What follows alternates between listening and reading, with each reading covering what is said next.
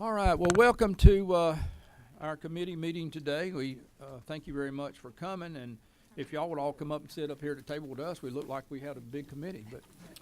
But there's a lot going on which you're aware of, and this being a committee today that we do not have any vote in or anything like that, so it's obviously the committees that are running legislation through that needs to be voted on, they need to be there, and we all, because of our short year that's been crammed in, we all have conflicting meetings, and I even told a few minutes ago that some people may have to leave a little early, and I understand that. But I don't know how else to do it because we're very interested in Department of Community Affairs and the different departments and what you do, and I particularly am interested and have been for years. And before we've had DCA come in and just give us a picture of sort of the DCA as a whole. So this year we decided to dive into it a little bit differently and try to pick out certain subjects that would be of interest to our legislators, and there's more than one reason for that.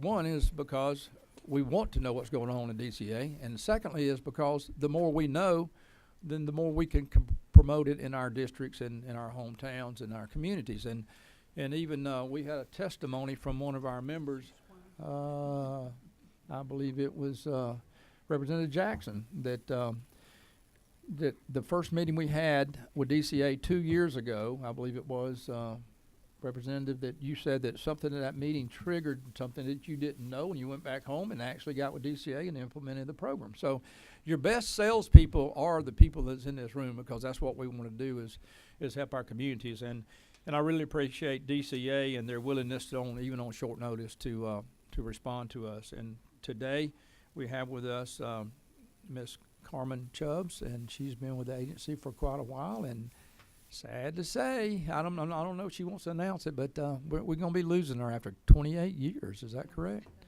But that's a lot of institutional knowledge, and you got to tell us who you passing it on to.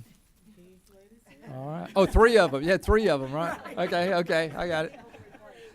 All right. Well, we'll let you come on up if you don't mind, and we'll be asking some questions. Have you got a mic there?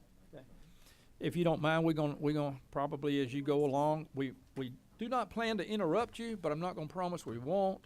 And then we hopefully wait till you get to the end of each individual section, and then we may have some questions from the committee. Okay. And welcome. Thank you. Thank you, and good afternoon, everybody. Thank you for having us here today. As the chairman said, my name is Carmen Chubbs. I'm the Deputy Commissioner for Housing at the Department of Community Affairs. And with me, I have the 3 division directors that lead the various housing programs that we administer at DCA. So for today's meeting, I'll just start out just giving a very high-level overview, and then each of the division directors will go through the various sections of housing that they manage and implement in their divisions. So I know my colleague, Rusty, was here last week and talked about the community development and planning side of our work. We represent the housing group, and DCA is the state's housing and community development agency. DCA was, Georgia Housing and Finance Authority was merged with DCA in 1996, so all of those housing responsibilities became a part of DCA's responsibilities, and that is primarily what we implement in the housing group. We have 3 categories of programs that we'll talk about. The first is our rental housing development programs, and Laurel Hart will review those. The second are our home ownership financing programs.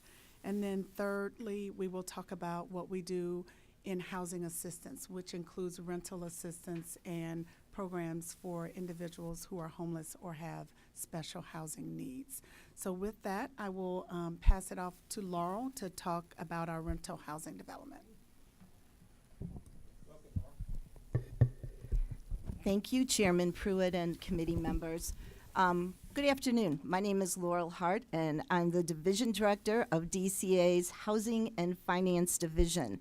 I'm here today to give you an overview of DCA Housing Resources for the development of affordable housing in my program areas.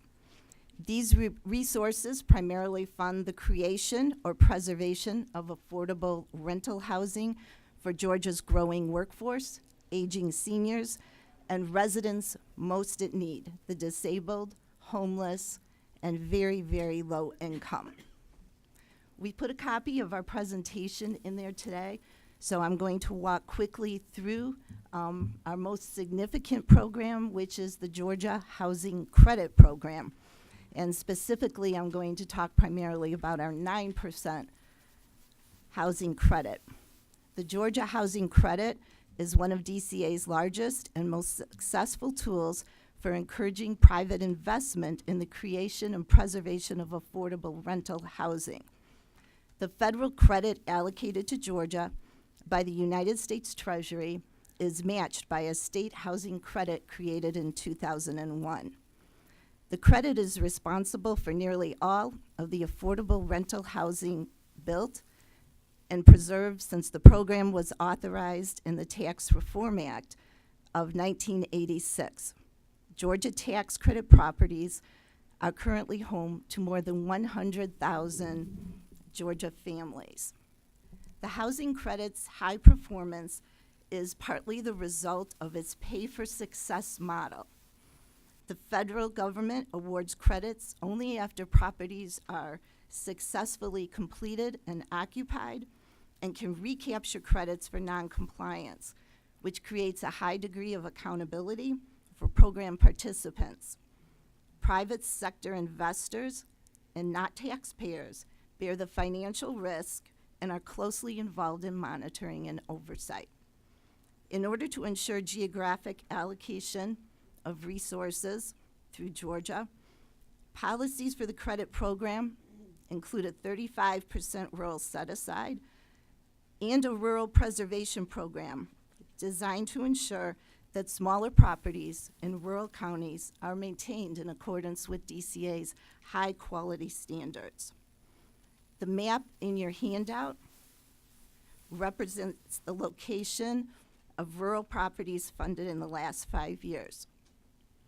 I have also included a picture of Myrtle Terrace, which is one of our senior properties. Myrtle was awarded the National Charles Edson Award for Excellence. Besides providing quality housing that allows seniors to age in place, Myrtle has an innovative partnership with Breno University, which allows residents to receive preventive health care and services at the property.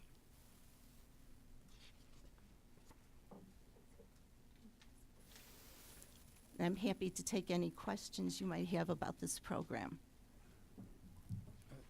Thank you very much. Any committee have questions? I do. All right, let's see, which one to take? Representative Jackson. Thank you, Mr. Chairman. First question I have is, how does a person qualify for housing? Well, the requirements for housing in a low-income housing tax credit property are that the tenant must be at 80% of the area median income or less. Georgia policies will sometimes set lower income standards to meet the needs of a particular community. Okay, thank you.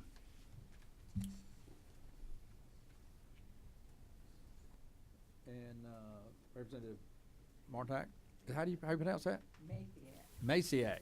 Okay, I'm sorry. I know it's a hard one. I mean, Thank- I usually call you by the first name, so I It's didn't. probably a whole lot easier, Mr. Chairman. Thank you. I appreciate you putting this program together. I think I have a DCA program in fact, I think I have two in Spalding County. We just opened one on the golf course. Am I correct? I know that you have one that the Griffin Housing Authority. Okay. It's a planned unit development with several different phases Right. in It Spalding. looks very similar to this, and we're real excited to have that. Thank you. Can you tell me about the health-focused partnerships and how does that work with the community? We provide a competitive advantage for developers who are going to submit a competitive application to partner in a way that will create a better health impact at our properties. We say that housing is a platform for better health outcomes for the people that live in our properties. So the competitive points in our system encourage developers to go out and bring those kind of services directly to the project site. Okay, and the services that you're referring to are maybe, Preventive health care, we do blood pressure screenings, we'll do sugar checks. We have counselors in our senior properties that will come and do depression counseling, things that may prevent a senior from having to utilize an emergency room and maybe reduce health costs overall. thank you, that's great, thank you.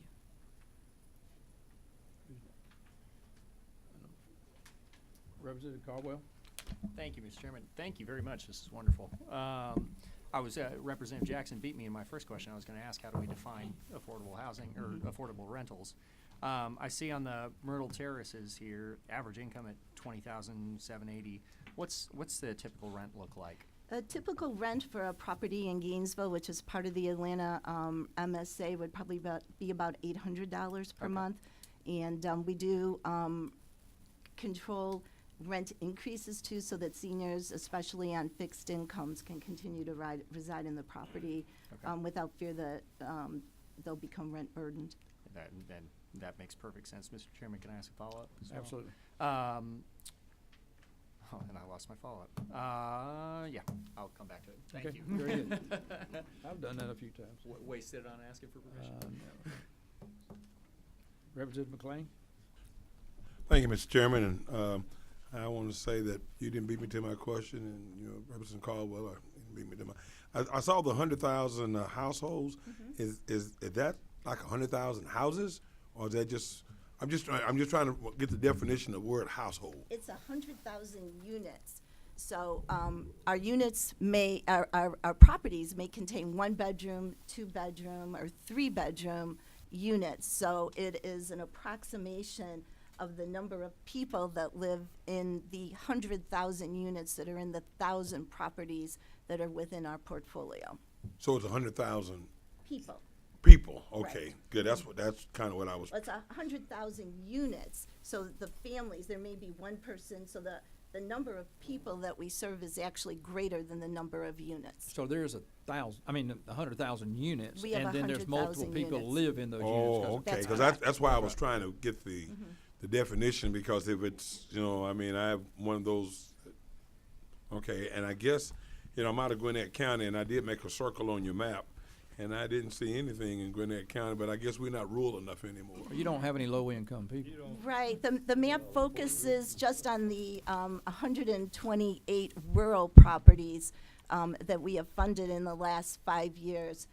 We have funded about 290 total properties in the last 5 years. So there are a lot of properties that are not included in that map. But I know that it's a little more difficult to build in rural areas, so we focus the map primarily on the geographic distribution that we get for the credit program. Representative McLean, can I interrupt you and ask a question? I'm asking your permission. Thank you. Yes, you can, Mr. All Chairman. right, thank you. I know this is the last 5 years. How long have we been doing this in the state of Georgia? The program was enacted in 1986. I would say that it was a very small program at that time.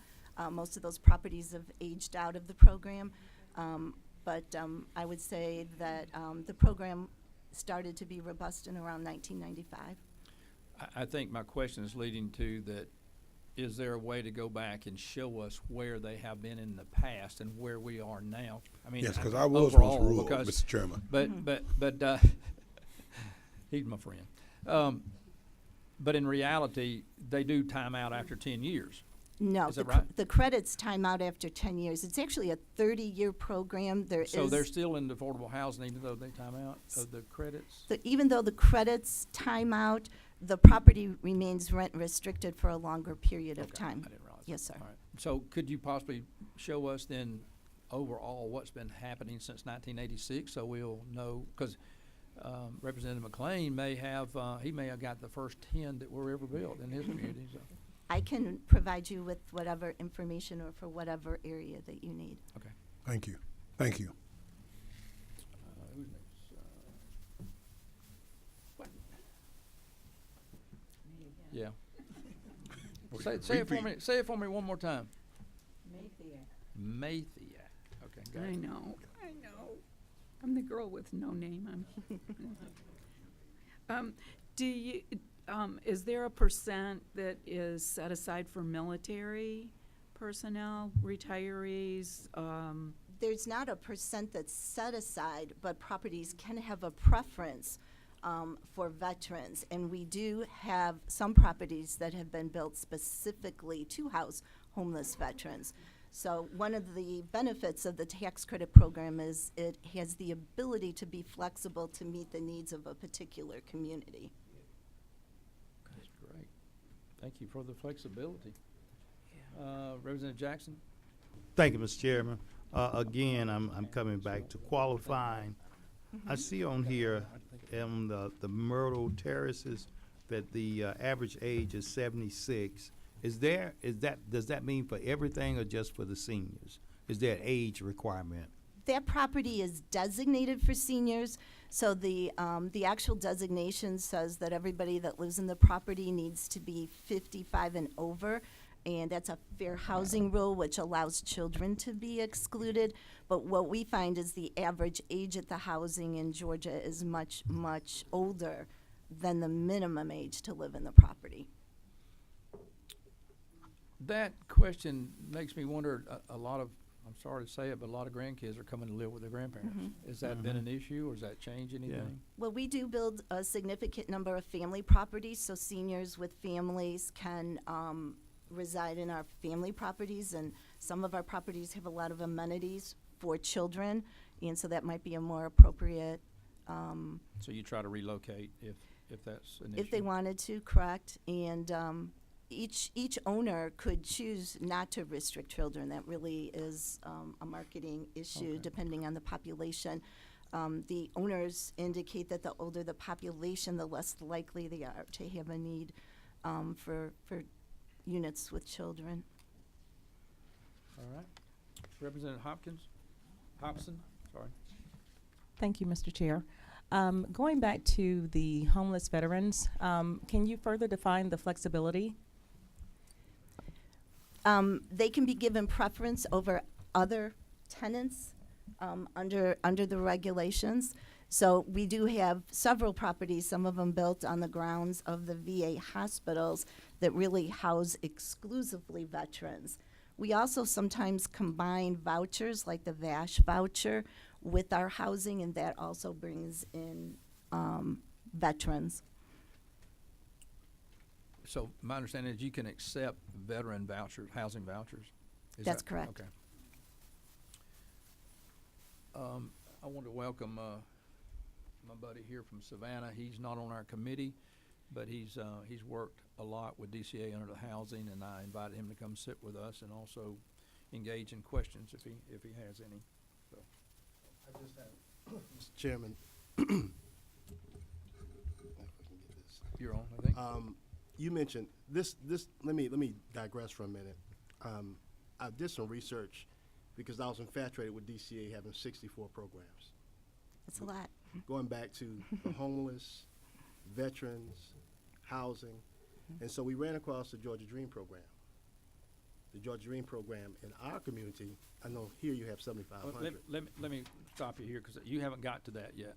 No, that's actually not my that's area, the but next- we do have an expert on Georgia Dream coming up next. So Okay. that's the next section that we're gonna get to, but currently we're talking about the, is any other questions on that particular, we need to move on pretty quickly. We got several things we got to get over, and we have to be out of here by 3 o'clock. All right. Thank you very much.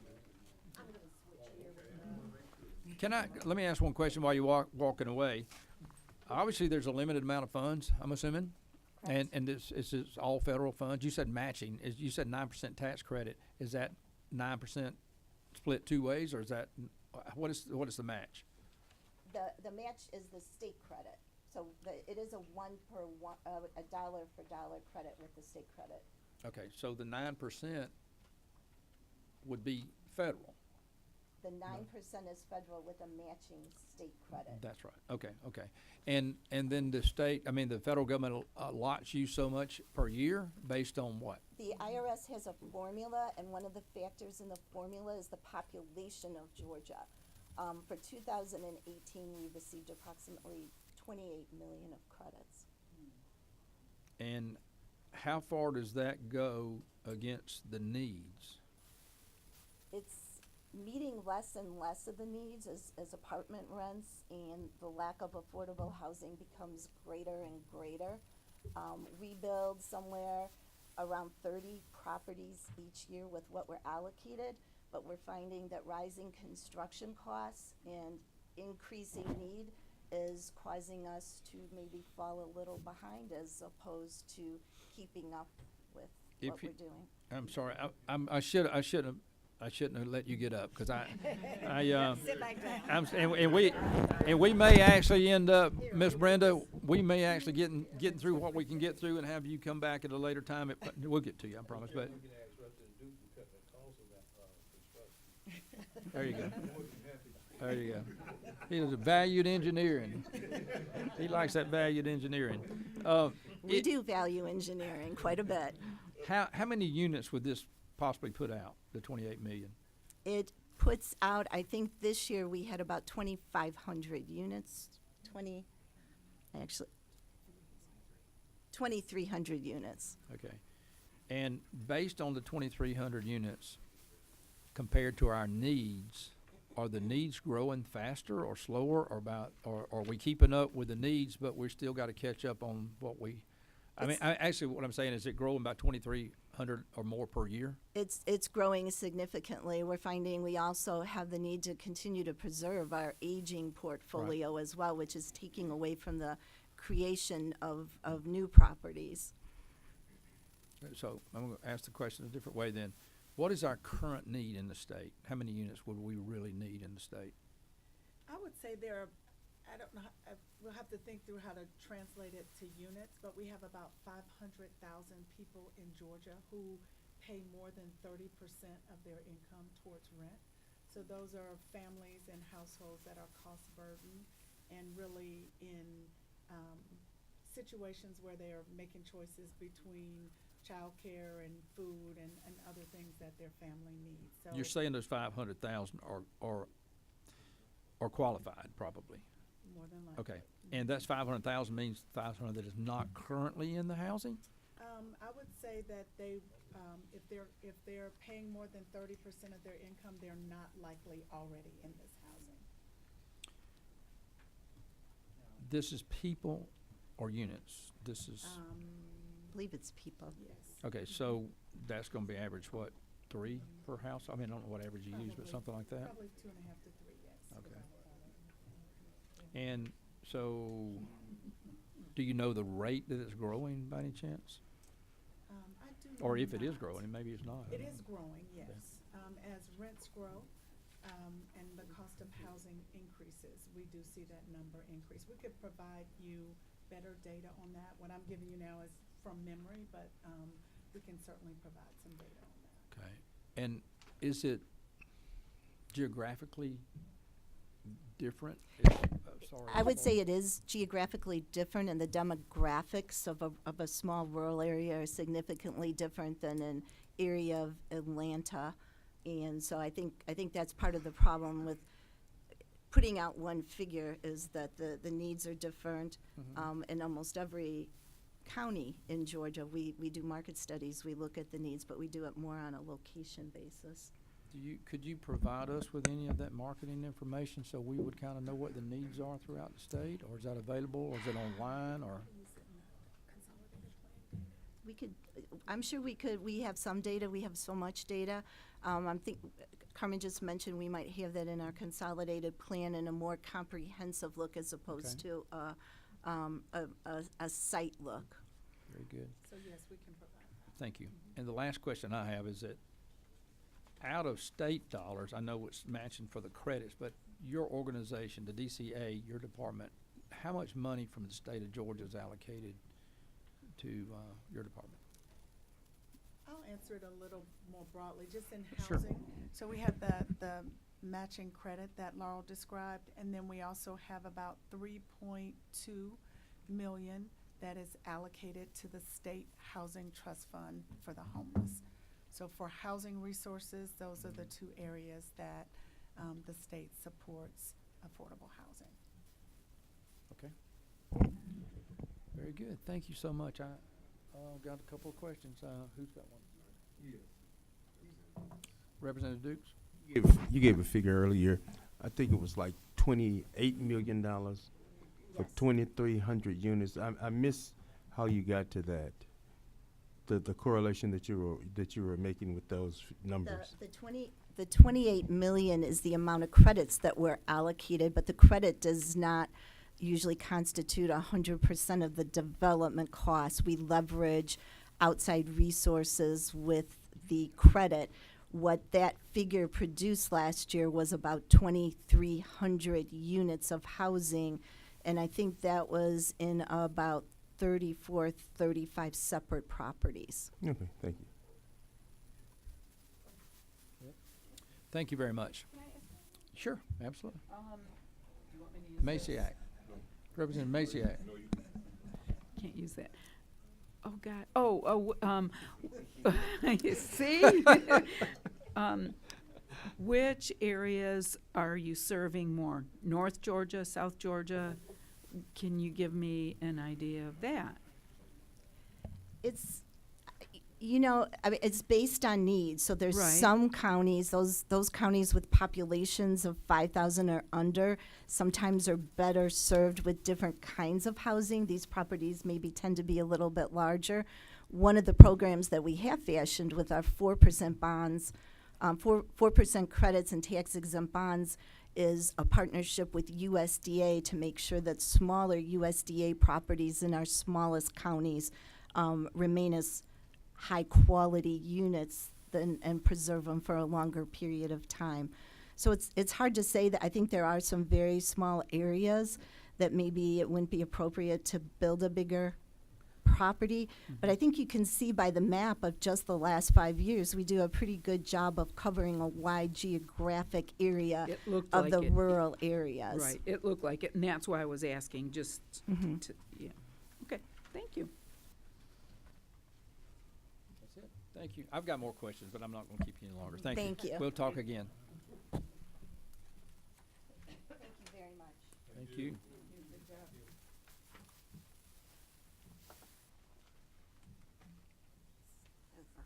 And Miss Brenda McGee? McGee, McGee? Very good. Glad to have you. thank you. Good afternoon. Glad to be here. My name is Brenda McGee, and I'm the Division Director for the Homeownership Group at DCA. And I wanted to talk a little bit about our homeownership programs. Our main homeownership program that you probably see across the state is the Georgia Dream Program. The program provides affordable mortgage financing to eligible first-time home buyers across the state through a network of lenders. So we work with 97 lenders that have about 250 local branches in order to market that program across the state. So those lenders are banks and mortgage companies. We end up purchasing those loans from the bank so they don't have to sell and deal with a secondary market type like Fannie Mae or Freddie Mac. And also they don't have to maintain those loans on their balance sheet for 30 years for the term of the loan.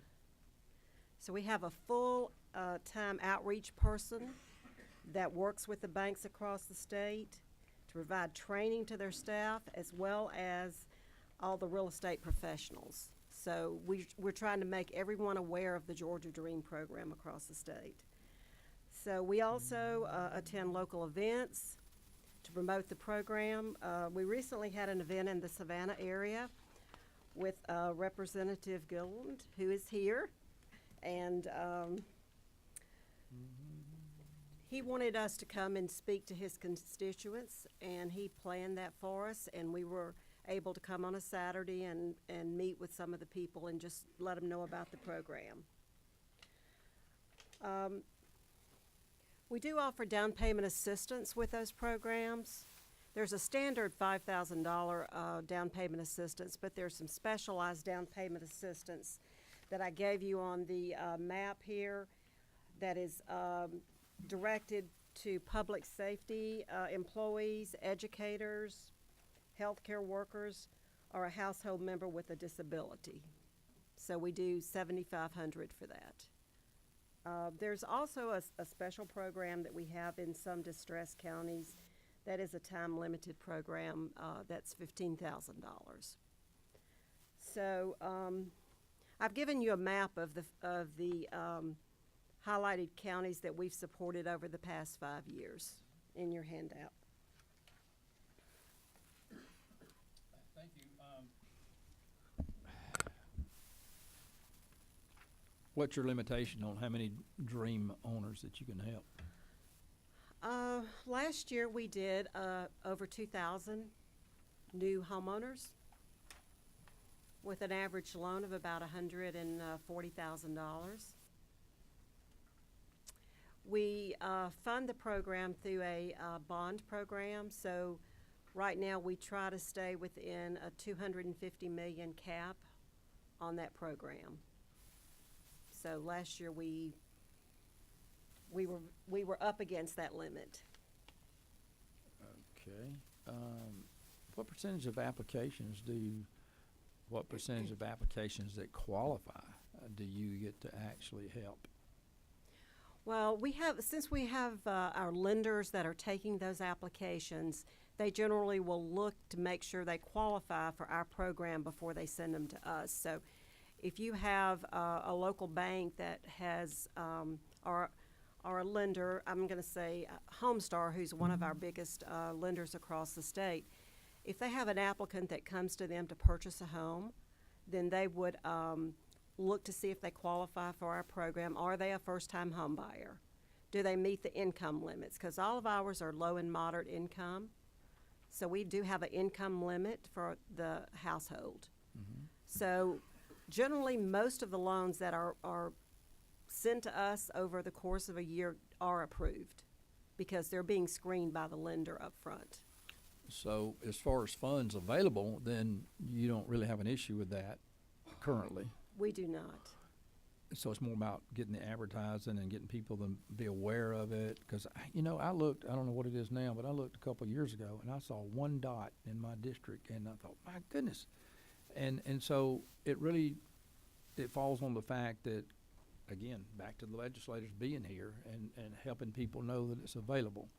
How long is the process? I would say it probably takes, probably not any more than it would to purchase a normal home. I would say a good 30 to 60 days would be your normal. Does this include new homes, or new construction? I mean, can you actually build a home with this program, or do you have to buy existing? No, you can build a home as long as you stay within the limits of the program. There is a dollar limit across the state, and that's because it's somewhat constricted by the income limit, though, for you to qualify. So that's kind of the way it's managed as opposed to income limit. We don't really see a lot of people that bump up against the income with the loan limit that we have. Most of it is income limit. So is this 2,000 last year, is that an average amount that you normally do? Is that more or less? That's actually up about 47% from the prior year. Wow. We had, with some special funds that we did for down payment assistance in some distressed counties that geared the program up a little bit more last year. It was a great opportunity, though, to bring some lenders on that may not have been aware of the program. So we would, even though that's a time-limited program, we would hope that those lenders would still be available to help borrowers in their communities even after that. Particularly once they're now exposed to the system Right, and the program. right. Those are generally all FHA or VA insured loans, USDA. So there's really not a lot of exposure to us for those. And this is all federal money? We do it through the bond program, so we issue State bonds. bond, federal, state bond? It's a private activity bond program that we do. We Okay. actually sell the bonds. Okay, who sells the bond? Georgia Housing Finance Authority sells the Okay, bonds. okay. And who oversees Georgia Housing Finance Authority? So in Georgia Housing and Finance Authority's programs are administered by the Department of Community Affairs. But when Brenda talked about the bond program, we, each year, before we can issue bonds, we go before the Georgia State Finance and Investment Commission, and we get our authorization to issue up to a certain amount of bonds for the calendar year. So we meet with the governor, the lieutenant governor, the speaker, and other members of GSFIC. So So- each year we have to And go this through that money is process. actually a line item in the budget? So this money is allocated, the authorization for the issuance of private activity bonds comes at the federal level because the interest that the bondholder earns on the bonds is exempt from federal and state income tax. I'm not sure, and I'm slow today anyway, but I'm still not sure that I understand exactly, when you sell bonds, it's the finance authority that's selling the bond, so that means they're liable. Correct. Is that the state liability then? Is it, no? No, they are the debts of the Georgia Housing and Finance Authority. They are not debts of the state. They're not, the state is not obligated. We are rated at the highest ratings level by Standard & Poor's. We're AAA rated and have been for close to 20 years. So that demonstrates the authority's ability to repay those bonds even under the most extreme financial situations. But it is federal money, though, it's not state money, is that correct? It's not a line item in any budget, No. yeah, but it's federal authority, similar Right. to when Laurel was That's talking right. about the credits. So it's federal Okay. authority through the IRS. And so last year, did they give you, made more available to you than normal? We asked for a slight increase because we knew we had the special funds that Brenda talked about. And then in '96, we had a legislative campaign that increased GHFA's ability to have our outstanding bond limit increase from $1.3 billion to $3 billion. So that was an opportunity for the legislature to hear about what we were doing with the program and really affirm the authority's ability to continue to issue bonds. So what have you asked for, if you don't mind sharing with me? What are you asking for this year? We'll probably ask for the same level, somewhere between 225 and 250. And that's been enough so far, obviously, because you said you pretty much did 100% of any application that came in? Yes. Right. Yes. And we describe our program as continuous funding because we can access the bond market. And we have at least once before gone back to GSFIC and asked for additional allocation, and we got their support for that. Very good. Thank you. That's good information to know. I think the board's lighting up. Why don't we just start over here with Representative Bazemore? I'm sorry. Who? I'm sorry. I thought I saw you pointing that way. You know what I need to let him run the screen is what I need to do, but I'm trying to listen and poke. But go ahead. Thank you for the information. Very informative and useful. A quick question. You mentioned $15,000 down payment, but there was a time limit. Can you expound on that? Yes, so we have, and I have a slide in here that talks about Home Safe Georgia, but it's some federal money that we received, Georgia received back in 2010 because of our high unemployment rate and some other factors, part of the federal Hardest Hit Fund program. So we have allocated some of those funds that we have remaining for down payment assistance in distressed counties. We had to follow Treasury's definition of a distressed county. It has higher than normal delinquencies, foreclosures, that kind of statistics that we use. So we will be using those funds as long as we have them, and we expect to have them at least through the end of this year. So that is a little different than our normal down payment assistance because it's a loan that if the homeowner remains in their home, we will cancel that, release that lien after 15 years. Thank you, Mr. Chair. I'm Can sorry, I- after 5 years. Okay. Misspoke, 5 Another years. question, please. So, do you plan to reapply for more monies? For that particular program. That is a program that I don't think we will apply for. It was part of the financial stability program that came out with the housing crisis. Okay. So I don't think there's going to be any availability of any new funds for that program. Thank you. Mr. Dukes, thank you. Uh, Right, we, I give up.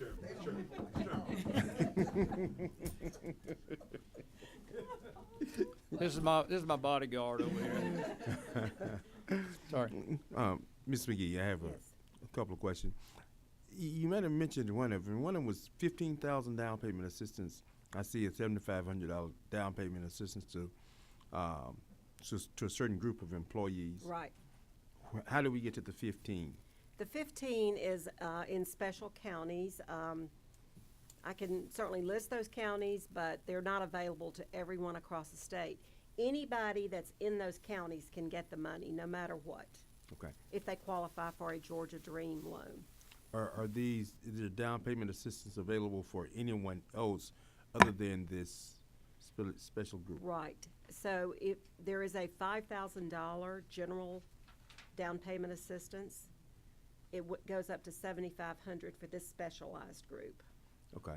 But What- if they live in any of those counties, they get $15,000. But if you live into a economically depressed county, probably. Right. Low houses. All right, what is the income limit for people to qualify? You mentioned something about an income limit. There is an income limit across the state. There's one for basically the Atlanta MSA. It is on the bottom end, it's $74,000 for 1 to 2 person households. If 3 or more, it's $84,500. The balance of the state is $60,500 for 1 to 2 households, and $69,500 for a household of 3 or more. Don't you think that seriously impacts a person's ability to own a different kind of house simply because you don't live in a metro area? Well, what we have done in the past is we've looked at the income of those in all the other areas, and we determined that was that income did apply to most people in those areas. So that's probably the other question. Who determined it and what was the criteria for making that determination? See, because if I'm doing $60,000, my income, that's $5,000 a month. You end up with about 38% or 25% of that being allocated for a house, and 38% of that with all of the other bills. You have a lot less money to work with to get a different kind of a house. And my concern is because I don't live in the metro area. Mm-hmm. You won't provide me with the same kind of assistance. I live in Auburn, I gotta have a little house. So, under the Internal Revenue Code, we are limited in 2 ways. We had more than 2, but we talked about the first-time home buyer. Then there are income limits and purchase price limits. So those limits are determined by the Internal Revenue Code. So we apply those requirements to Georgia, and that is the result, the income limits that we talked about. So they do a study on the housing costs across the state and determine what our maximum purchase prices can be in those communities. And then they determine, based on incomes in those areas, what our maximum income limits can be. So we don't really have a lot of discretion to increase beyond So that's that. determined, that is Yes. determined by the federal government. Yes. What is when you say the maximum, I'm trying to run the number in my head, Yeah. which is going pretty, y'all probably already know that. What's the maximum price of the house that you can get in the metro area, and the maximum price of a house you can get outside? So it's $250,000 in Metro Atlanta. In the other counties, it's $200,000. But Brenda mentioned earlier, we rarely see people bump We up really against do. those limits. We see our average purchase price at about 140,000 across the state. Even in the metro, using the metro Atlanta numbers, it's around 140,000 is what we're seeing. So on the low, remember this is low and moderate income housing. That means, It means 80% to 120% AMI, AMI? area median income. Sorry. So Rep- we look at the area median income for those counties. So it could be less. Representative Jackson. Well, it could be less, depending on. Representative Jackson. Thank you, Mr. Chairman. I was looking at the DREAM program too, and you said a household of one would be, the income level would have to be 60,000 or less? In non-metro Atlanta. In non-metro Atlanta, Uh-huh. okay. Is there any I know you got a lot of programs under DCA. Is there any financial counseling provided? Because we got We do. first-time home buyers. We do require that every first-time home buyer complete a pre-purchase counseling class before they close that mortgage.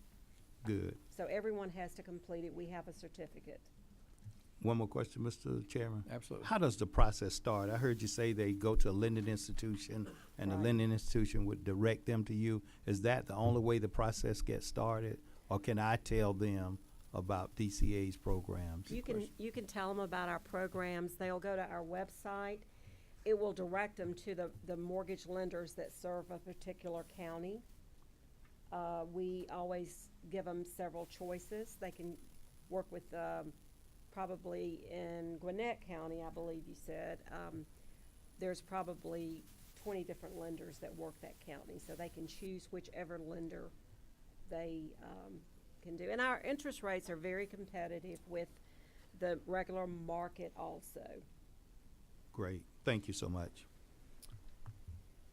Representative Hobson. Thank you again, Mr. Chair. First question is, special counties. Is Dougherty County considered one of those special counties? They are not. Okay. All right, another question is, outside of invitation type events for getting the word out, or what other aggressive ways have you seen to share this information with communities? Well, what we do, I haven't really talked about the Home Safe program, but we've done a lot of outreach in that program as well. And we will combine all of these programs. We do it social media. We really do it through real estate professionals and mortgage lenders, because that's generally the way people know if they want to buy a home, they're going to go to a real estate professional to begin that process. So that's really the area we've been focusing on. One more question, Mr. Chair. Yes. With the real estate agents, are there any incentives for them to, I guess, aggressively market this particular program? There's not. There's such limitations on what they can do and who they can, I guess I want to say who, you cannot pay any incentives. Under RESPA, which is the federal closing, you cannot pay any incentives to push somebody with one lender or one mortgage company. So there's very limited. They have a limit of what you can do. All we can do is train them, and we have a lot of people that hear about us just from word of mouth, where they found someone that got a Georgia Dream loan, and they hear about it and they want to get one. So that's really the way we get the word out. Okay. All right. And I thank would you. just add that some lenders and real estate professionals tend to specialize in it. So the incentive there is just volume. Once they know that they can get someone closed, if that's a part of the the market that they're serving. They know that that borrower can be served through our program. They learn the process, and that becomes more of the incentive for them. Okay, thank you. The real estate agents, if they have a home listed, they still get their commission, right? Sure, Okay. so, yeah. Representative Gilliard. And thank you again for coming. Well, thank you, Mr. Chairman and committee.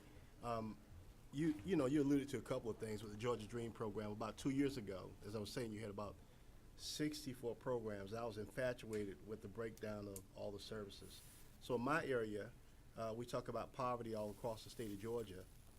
As I serve about 14 different counties as the CEO of Feed the Hungry, we realized that people were the working poor. They were suffering from housing. The average rent was $800 to $1,000, as you said.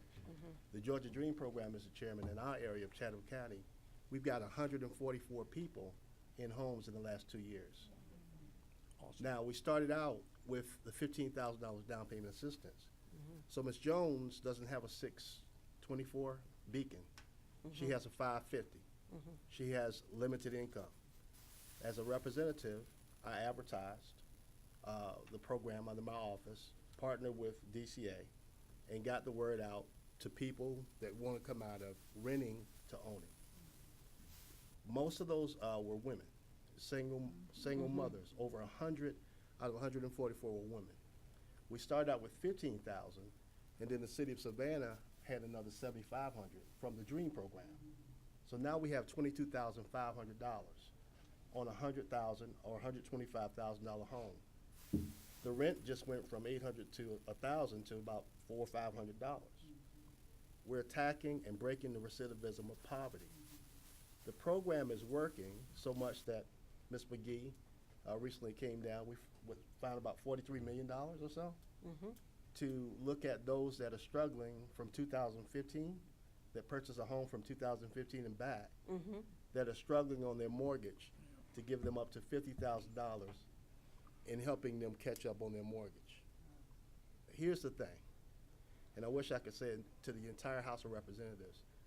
There are different areas that this program represents, but even in my Bible, it tells me study to show thyself approved.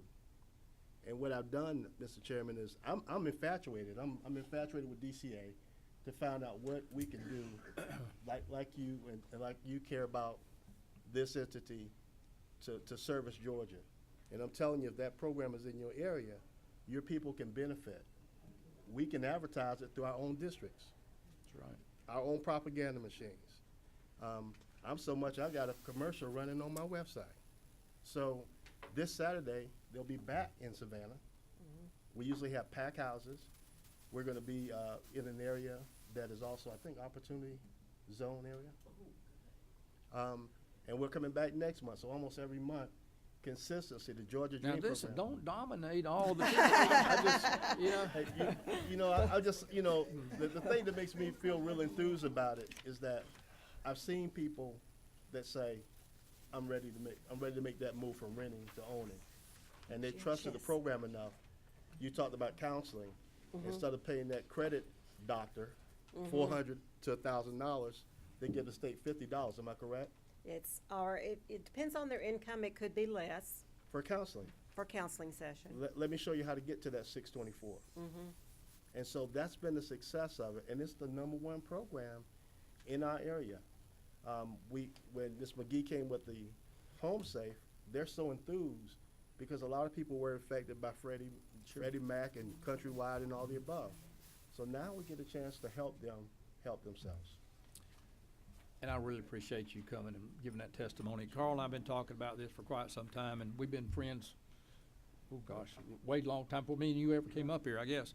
But he's certainly an advocate for DCA and the program, and I've learned a lot from him, and we've shared a lot together.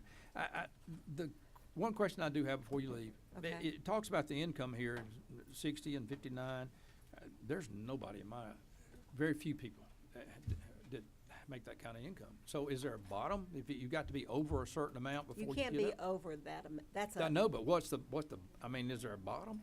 as long as they can qualify. I mean, our medium income is like I want to say 22,000 a year, but so. Well, yeah, I mean, they can it depends certainly on the purchase price of the home, but they would have to meet the FHA guidelines for that. Usually you're looking at about a 30% of their gross income for their, Okay. payment. That's That- kind that of a kinda gives you an idea then. idea.